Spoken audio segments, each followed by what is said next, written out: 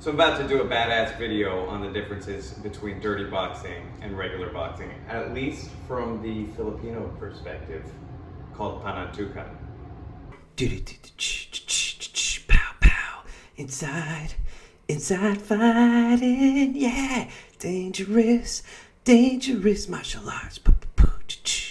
Pow pow, ooh ah. Alright, so I'm here again with Eli. And sorry.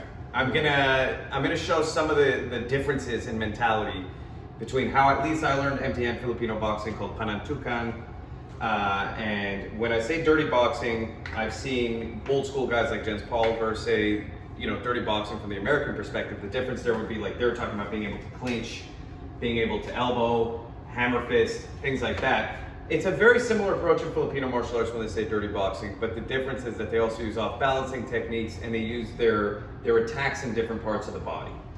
And there's another couple philosophies which I'll jump into right away which make it very, very different. So the first thing I want to talk about, and I believe a lot of this comes from the sticks, and I'll do another video called Bolo Fighting, which is this, bolo just means machete, but you look at the stick techniques like this, these actually become strikes. Like there's ways to strike like this. Now this does not necessarily translate to what I'm talking about today, but it is a cool part of fighting, and it's something you see in Yao Yang. All right, so what do I first want to talk about? When you're boxing, right, you have to retract. Your punches retract because you punch, you retract and protect. You punch, you retract and protect. If I throw a hook, I bring it back. That's why everyone's always talking about bring it back, bring it back. Everything comes right back to your head. The first thing about dirty boxing that is different than regular boxing is that you don't necessarily have to retract. What do I mean by that? If I throw a hook and I feel that he checked it, I can use this, and this comes from, again, knife fighting and stick fighting, to pull the arm away from his head and then continue my strike. So whereas in traditional boxing, I'd look for the opening, I might hear, boom, now I see the uppercut here, right? Here, I'm going to create the opening by dragging and then re-pulling. So I pulled, I hit, I loop my body down, this opens the pathway here, I give a little chuck and I throw in. By that same idea, I can punch, use this to drive in. So I call it stickiness. So again, if I punch here and he parries, right, don't block, parry down, right? I don't necessarily have to retract, right? I can flow with the parry, here, boom, right? So I'm not gonna pull the punch back, I'm gonna loop it down, then continue my striking, right? I never parry that low, right? So punch at me, you're doing this, look how open my face is. Punch again, that. So even when you parry, your hand has to stay like a cube. It doesn't leave these areas here. Again, so that's number one, that I can stick. And I can use that because we're fighting empty hand usually in dirty boxing to create my other openings. If he pulls my hand away, and I guess people would call this trapping, I can use that to then continue my attacks.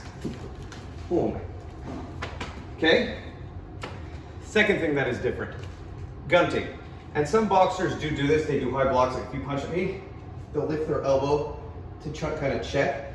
In Filipino martial arts, what you'll find is you will actually drive the punch. So when he punches, I'm feeding into my elbow. This hurts a lot.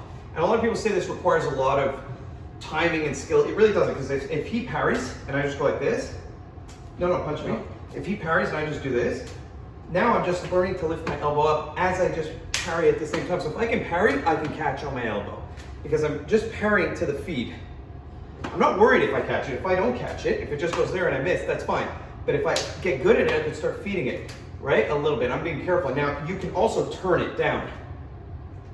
And that's why when you look at a lot of silat and Filipino guys, they'll do drills like this. People go, why are you smacking? Why am I smacking my hand here, right? Like this looks weird. This looks weird.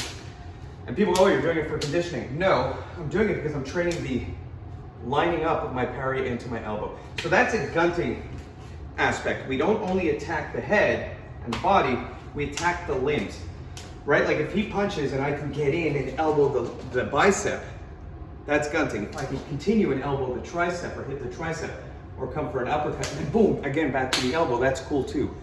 Hard to pull off some of that stuff in sparring, but one of the drills, again, when you see me doing this, what am I actually doing? Punch.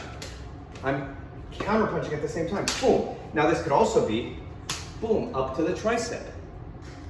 And I can also parry something else that you see in PANANTUKAN that you don't see as much in regular boxing, is that when you punch, a lot of in regular boxing you use a lot of head movement, you're trying to be on the outside.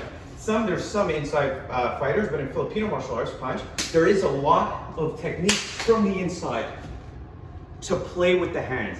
And that's another thing, probably the best skill, sorry it's incredibly hot, but that's one of the best skills that I learned in Filipino martial arts, to not only set up my hand strength when he punches, to be aware of it, right? But to also play for my kicks. Because I can go here, boom, play here, now my kick comes in, he didn't even see it. Because I'm playing with the hands. It's also a very good self-defense thing. If he puts his hands up, like he wants to fight me and he's putting them in my face, I pull the hands down. I already have his wrist. It's a very good way to train. All right, what is the last thing I want to cover about Filipino dirty boxing?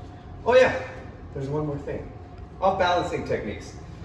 So when I was talking about getting to here with the elbow, getting to the clinch, right? You look at traditional boxing, it doesn't really have, from these positions, concepts of going into a takedown or off balancing. Whereas in Filipino martial arts, when I go here and I step out, I'm trying to off balance it so I can damage it. Anytime I can get contact, get to here, let's say, I'm trying to use this to drive down. If he fights up, I'm using that momentum. Now I can come back, get my clinch here, continue, but I'm using this with the end idea of bringing him to the ground. So dirty boxing, a lot of the time, I'm coming in here, boom, boom. I got to my clinch here, I'm bringing them down. Breaking posture. It's a huge part of the fighting style. And then from there, I am using, again, off-balancing techniques. So those are the key differences, in my opinion, of what makes Filipino martial arts, at least the Panantukan aspect. One last thing I forgot, it just keeps coming. There's a lot of drills. So jab catch drills are very common in boxing. He punches, right? Throw a jab with your lead. So I parry, I punch back, he parries. I punch, don't parry, yeah, just a little tap, right? This is a jab catch drill. In Filipino martial arts, we do this, but we add in punch, gunting at the same time, and then the drill continues. And we do what I call a 3-count drill, where he punches, I parry, I check, I elbow, or parry, check, continue the drill, and then he would do it back, meaning there's 3 steps. Now this, punch, is never happening in a fight. I'm never gonna have someone throw a punch at me and go boom. But what I am learning is, he throws a punch, there's my parry. He throws the punch, there's my check.